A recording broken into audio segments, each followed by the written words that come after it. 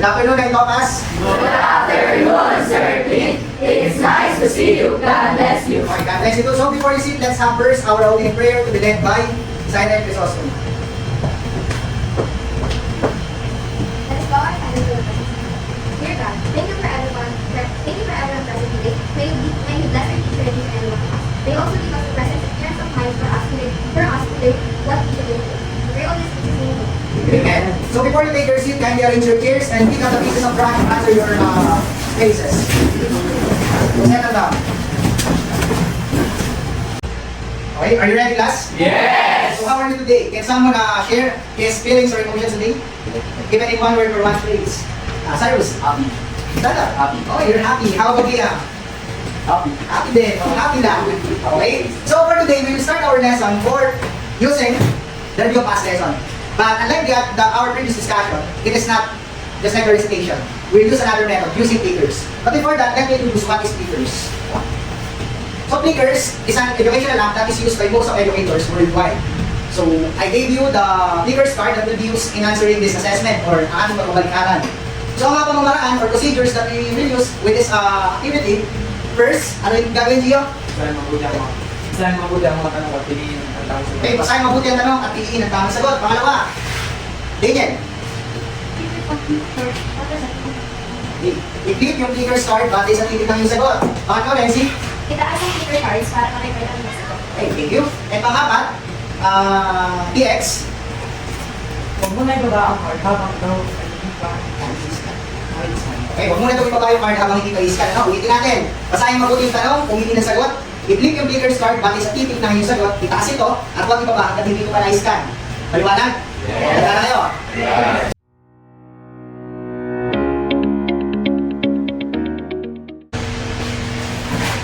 Kagaya ng pinaalala ko kanina, basahin mabuti yung tanong, pumili ng sagot, itaas yung card, at huwag ibababa hanggang hindi pa na-iskan. Paliwanag?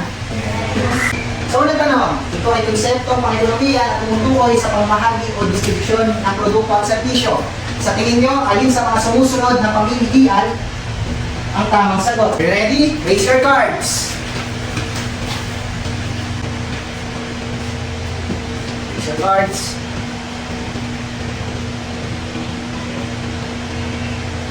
Okay, bring down your cards. What do you think is the answer for this? Sino sumagot ng A? Tawag nga tayo sa kanila. Cyril, sa tingin mo, bakit A yung sagot dito? Kasi po, ano kasi po, ito po yung concept ng pang-ekonomiya po ito kasi pamahal at distribution ng produkto at service. Okay, mahusay. Yan ano. So, tingnan natin kung tama si Sai. Ang tamang sagot dito ay alokasyon. Tingnan natin kung gaano marami sa inyo ang nakakuha ng tamang sagot. Okay, mas marami. No? 18 out of 3 ang nakakuha ng tamang sagot. So, are you ready for the next question? Yes. Next question. Ito ay sistema pang-ekonomiya na pinatatakbo ng mekanismo ng isang malayang pamilihan. Alin sa mga sumusunod ang tamang sagot? It's your cards. Pakihawak ng maayos, Cyrus.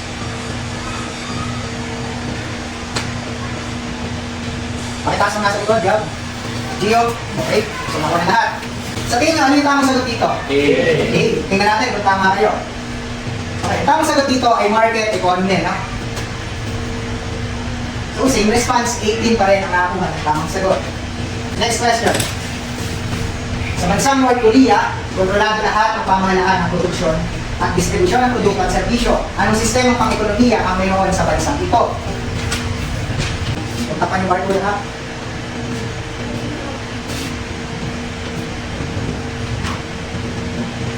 Ano ba ba? Sa tingin nyo, ano yung sagot dito? C. Tawag tayo sa ulit ng C.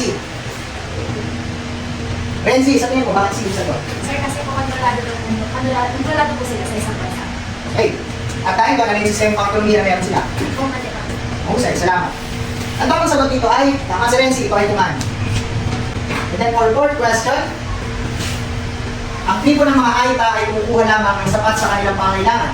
Anong sistema pang-ekonomiya ang mayroon sila? Once you're ready, raise your cards.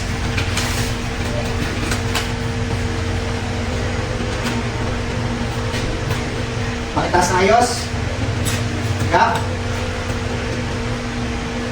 Tingnan natin. Ano yung sagot dito? Sa tingin niyo, medyo mahirap. Ano yung sagot? B. Sino yung sumagot ng B? BX, bakit B?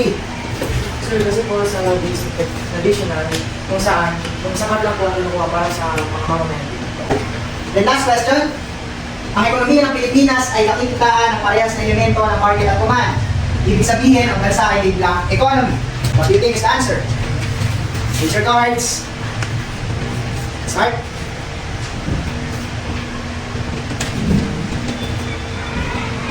Yep. So the correct answer for this is, bakit B? Ayan siya. Dahil ang base economy po is pinaghalong market at economy. So mahusay, pinaghalong market at command economy. In 18 out of 21 ang nakakuha ng tamang sagot. So tunay nga na natutuhan nyo yung ating aralin na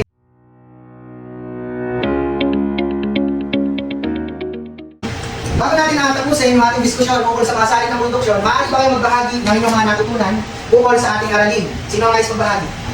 Sige, Gio. Kailangan natin talaga ng kaya kasi dahil tayo kumuha ng pagkain. Okay, kailangan natin alagaan ang kalikasan kasi kung tayo kumukuha ng pagkain. Anong salik ng produksyon yon? Kung saan tayo kumukuha ng pagkain? Sa lupa. Okay, very good. Sa lupa. Ano pa yung inyong natutuhan? Ano pa? Sino pa ang gusto magbahagi? Leanne, magbahagi ka nga ng iyong natutuhan. Nagtatag po namin yung parang market. Okay, mahusay. Dapat natin ituloy na pantay-pantay yung mga nagtatrabaho kahit ano yung kulay ng kulay nila. Kasi lahat naman sila ay produktibo. So tunay nga, na natutuhan yung ating paksang dinalakay. Kaya ngayon, mas paularin pa natin ito sa pamagitan ng paglalaro muli ng clickers para tayahin kung ano ba yung inyong natutunan ngayon. So again, basahin mabuti yung tanong, i-flip yung clickers card batay sa titik ng inyong sagot at huwag muna itong ibababa hanggang hindi pa na-scan. Maliwanag? Yes! Para sa unang tanong, ito ang konseptong pang-ekonomiya na tumutukoy sa paggawa ng produkto at serbisyo. Taas ang iyong sagot.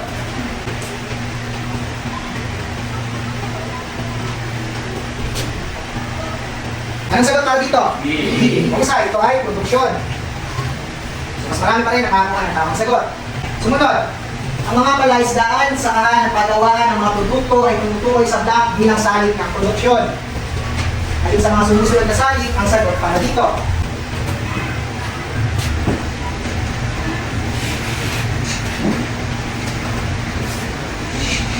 Okay, may isa pang response na mawala. Pate.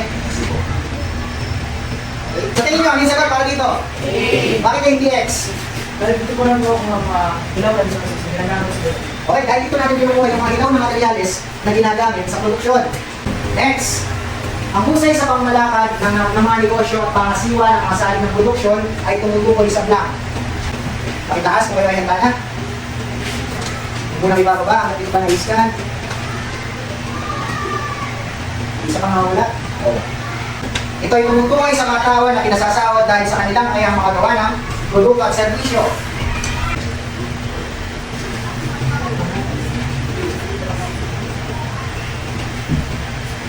Dito, ano kaya yung tamang sagot? Saan ba dito yung mga nagtatrabaho? C. Sa labas, paggawa. Ang mga sumusunod ay halimbawa ng kapital bilang salik ng produksyon maliban sa blank. Taas ang sagot, maganda na. Punta na ako, apat na lang tas, ha? Sa'yo. Sir, hindi po kami na-pera kasi naniniwala din ako na yung pera po is pero yung kapital po is yung pera po is yung pinabibili lang po natin ng mga kapital which is yung mga materials po na ginagamit natin para sa model yung Okay. Yung pera, ginagamit na natin yan para bilhin yung mga kapital na gagamitin natin, ano? But not, pera itself is productive, is not a productive itself. So, kung yan na natutuhan yung concept na yun.